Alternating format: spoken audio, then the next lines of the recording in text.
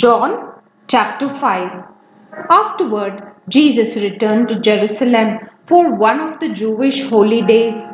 Inside the city near the sheep gate was the pool of Bethesda with 5 covered porches. Crowds of sick people, blind, lame, or paralyzed, lay on the porches.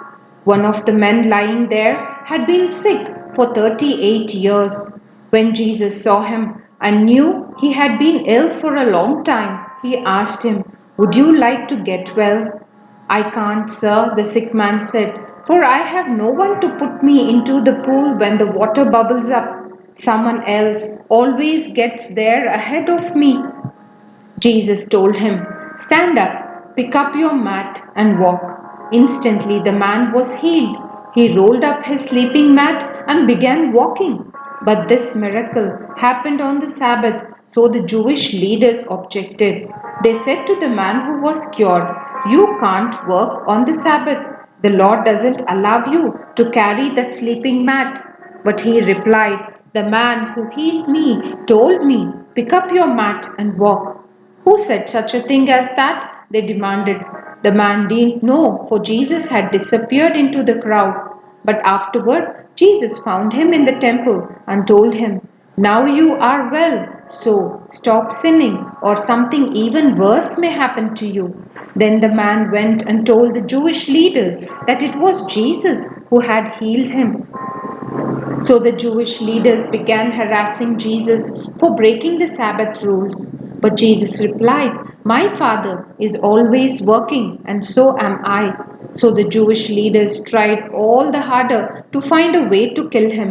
For he not only broke the Sabbath, he called God his Father, thereby making himself equal with God.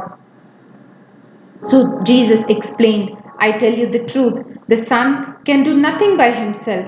He does only what he sees the Father doing. Whatever the Father does, the Son also does. For the Father loves the Son and shows him everything he is doing. In fact, the Father will show him how to do even greater works than healing this man. Then you will truly be astonished.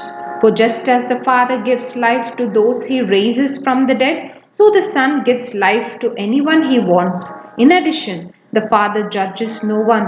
Instead, he has given the Son absolute authority to judge, so that everyone who will honor the Son just as they honor the Father.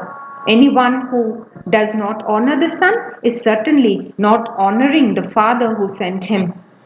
I tell you the truth.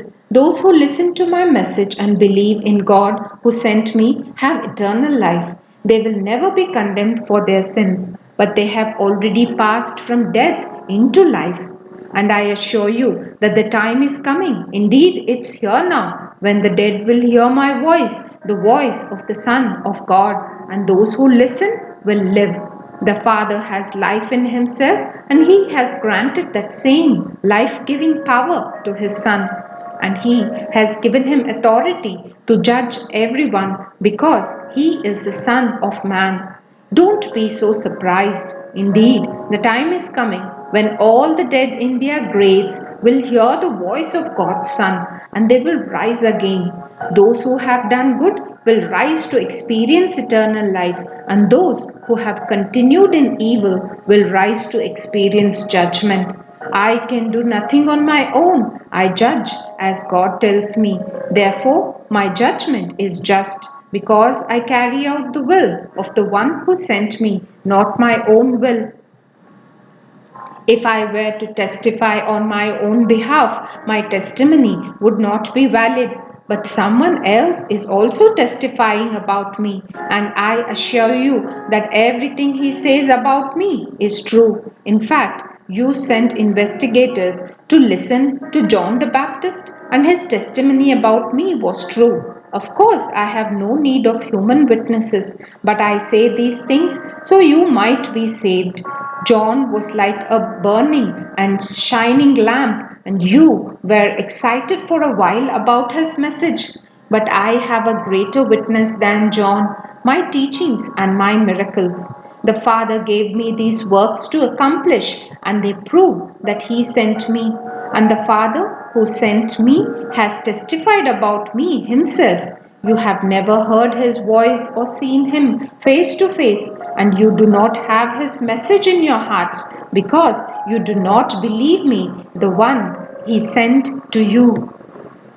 You search the scriptures because you think they give you eternal life, but the scriptures point to me, yet you refuse to come to me to receive this life.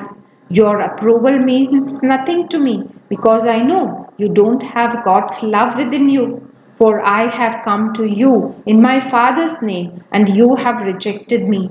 Yet, if others come in their own name, you gladly welcome them. No wonder you can't believe, for you gladly honor each other, but you don't care about the honor that comes from the one who alone is God.